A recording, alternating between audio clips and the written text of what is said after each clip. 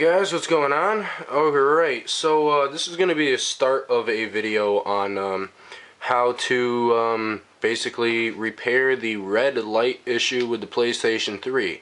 This is a 40 gigabyte PlayStation 3 and it does not have backwards capability, as you can see, because this does not flap open, and it also has the kind of flat silver paint instead of the metallic silver, so that is an indication of a 40 gig.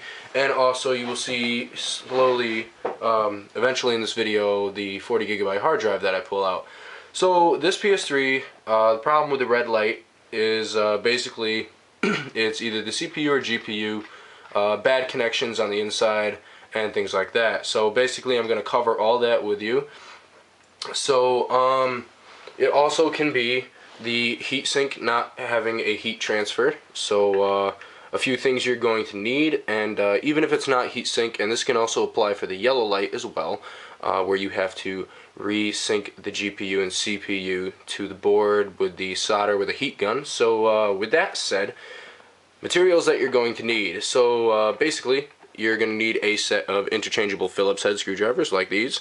I got these in college, actually, so the college that I stayed in for about a month and a half.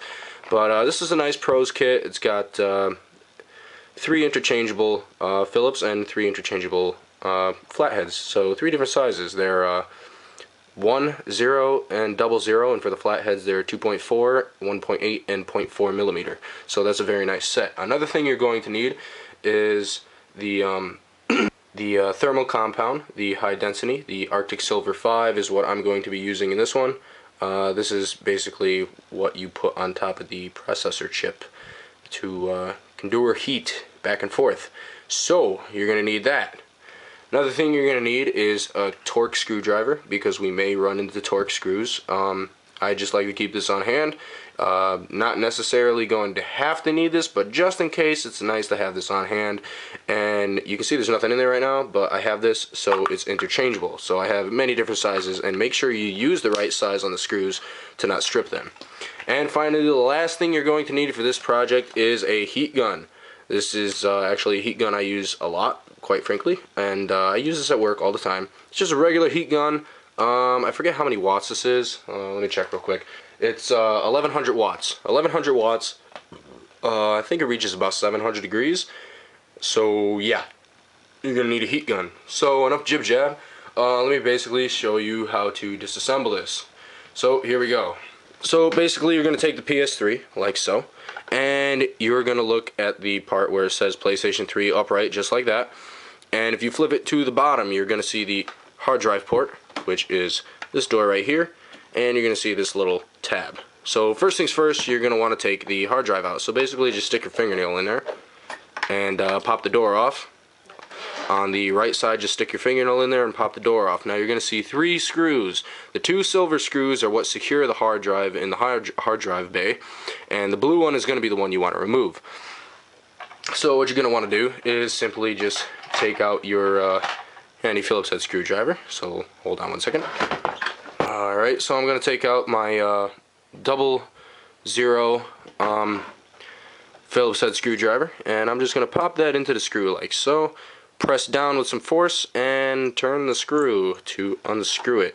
And be sure to keep your screws together so you don't misplace them. There's the blue screw. This is what it looks like, and we're just going to place this alongside right here. And now all you have to do is take the hard drive, slide it forward and, well, to the right of the, or to the front of the PS3, and just pull it out like so. And here's the hard drive right here, and let's see how much it is, and you can clearly see right there that it's a 40 gig hard drive. So this is a 40 gigabyte model PS3. So there's your confirm on what size it is, and obviously it's a SATA drive. So I'm just going to leave that out here like so. Now, what you're going to need to do is this top panel right here on the PS3, this needs to come off. This right here is what we need to take off to uncover the screws that we need to take out. So basically you're going to be looking at that little tab right there. Now, this tab right here is advised to do this after you have already lost the warranty on the system.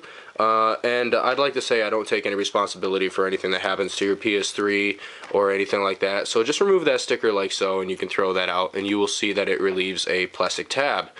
So, but like I said before, I don't take any responsibility. If something happens to your PS3, do not come crying to me about something totally going wrong. So this plastic tab right here has to come out. So, to make it easier on you, I'd say take a flathead screwdriver and just prop the flathead up to the top here, and prop it in there and gently remove the tab, because flathead screwdrivers make everything a lot easier. And once you get it out far enough, you can probably just pop it on out.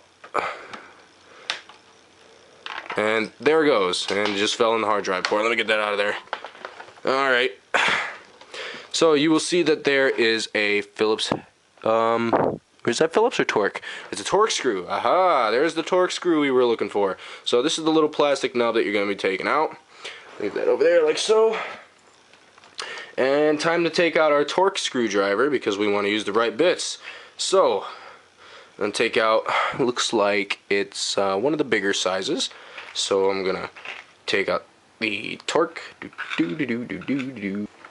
Alright, so once you get the right size bit, you're going to want to press down with a lot of pressure, and that'll also help you be able to take the screw out easier, because it is in there pretty tight. So let me just come over here and show you kind of the amount of pressure that I'm putting into this, and I'm pressing down fairly hard.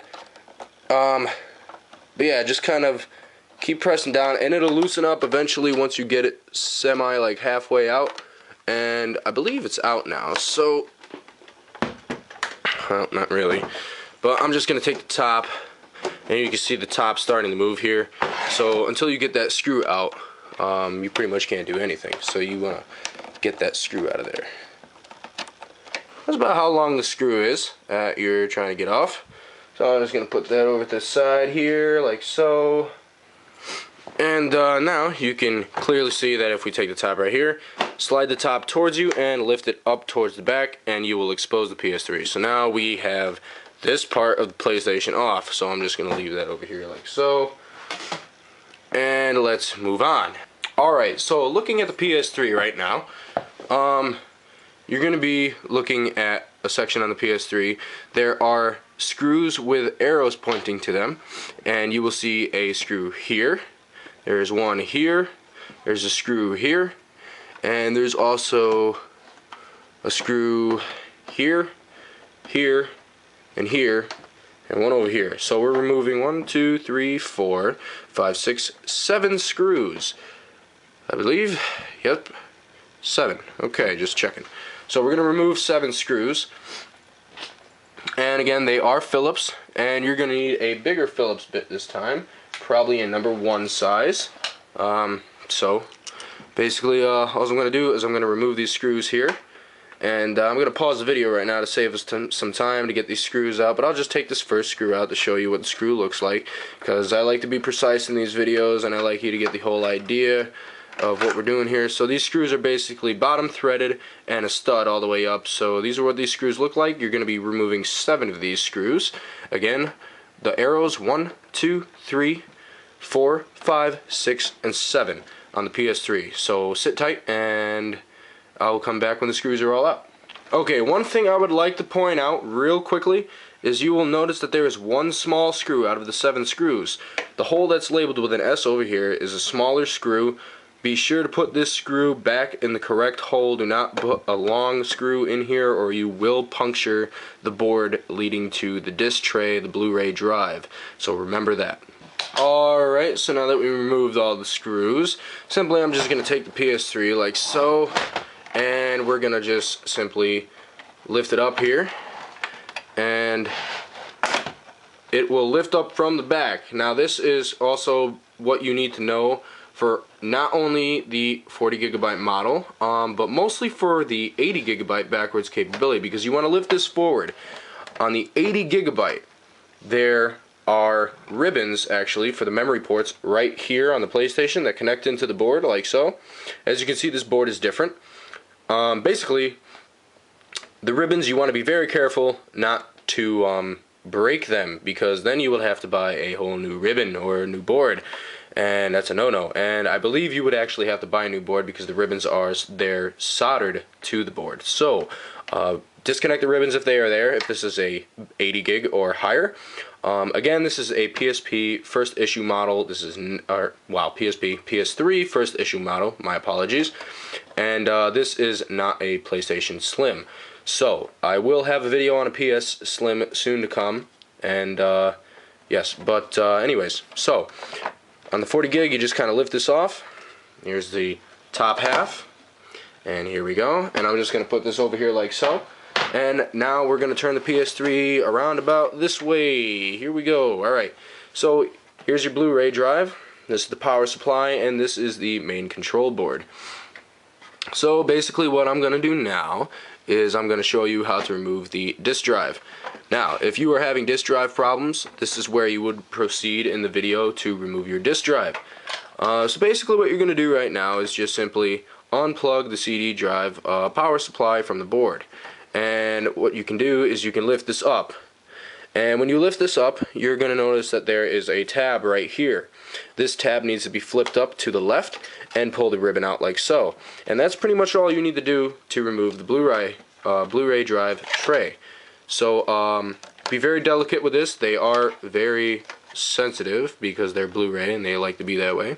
So what we're going to do now is simply I'm just going to take this and put this over here like so. And we're going to move on to removing the power supply. So here's how you do removing the power supply. So here's the power supply right here. This is your power supply. And these are your main cables to the back and the rear plugs. And you're going to be looking at a few screws here. First things first, you're going to want to unplug this plug right here. So just kind of pull that up like so. And there's going to be tape on the side to keep that out your way. I like to do this. I like to take the tape and just kind of take it off and place it on the wires up here. Oh, I ripped the tape. Oh well, so much for that tape. I like to try and do that sometimes just to keep the power strip cord thing that sinks it to the board out of my way, but that's just my opinion. So basically what we're going to do right now is we're just going to take these screws right here. There's 1, 2, 3, and there are 1, 2, 3 screws in the back. So we're going to remove these screws like this, just like so. You're going to need, again, a number 1 Phillips screwdriver head. So let me grab that real quick, and I'm just going to take out these 3 screws right here and 3 in the back, and I will get back to you when I'm done doing that. Now, really quick on a review on the screw. This is about how long the screw is going to be, about half the length of your fingernail. And yeah, so pretty much these are the screws you're going to be removing. So I'm just going to set these screws over here like so, and I will get back to you when I'm done taking the rest of them out. Alright, so as I'm finishing up here, I just wanted to tell you guys that I did need to get a bigger screwdriver with more, a little bit more torque to it, I guess you can say, to get this ground screw out. This is the center screw right here. As you can see, this has a washer on it, so be sure to make sure that you have a washer on that screw, and do not lose that washer because that is what connects the ground. So leave that kind of separate, I guess, so you know where they go. Just remember that the ground is in the center there. So I'm just going to turn this around like so. And what we're going to do is we're going to lift up on the power supply. Now the power supply should just pop right up. Oh, I just realized something. I think, maybe, possibly. Oh, a light. Alright, there we go. So here's the power supply. My mistake, I thought I had to remove one more screw. I thought I missed one. Alright, so, here's the power supply. Power supply plugs in here. This is what gives it power to the board. Now, this is also the sequence. So, basically what you... There's going to be a short little cable in the back. You're just going to simply take this, press down on the lip, and pull out like so. And here is your power supply. So this is the power supply that you're going to be looking at. Again, this is where it goes into the board to proceed power to the board. And I'm just going to put this over here like so. And we're going to move on to the next step, which the next step is going to be removing this board here. So basically what you're going to do is you're going to take your either bigger screwdriver or your number 1 screwdriver, and you will see that there's this right here. This is just simply the modem and or the antenna, whatever you want to call it. Unplug that from the board, and you're going to see one screw up the back here, right here. You're going to take this screw and just take it out like so. Let me just take this screw out real quick for you. Size on the screw, it's the same as the ones from the power supply. As you can see, just going to remove this board here and the antenna, or the cable that leads for the modem, blah blah blah, whatever you want to call it, wireless shit, whatever. I don't really even know the perfect name for it, but point is, take this out. So take this out. I'm just going to put this little antenna slash modem thing over there, and we will proceed to this board. Now you will see a ribbon connector right here. Flip the tab up towards you and pull the ribbon out through the back. And what you're going to do now is just simply take out these two main screws right here. So let's take out these screws. Again, the same size as the ones that you have removed from the power supply.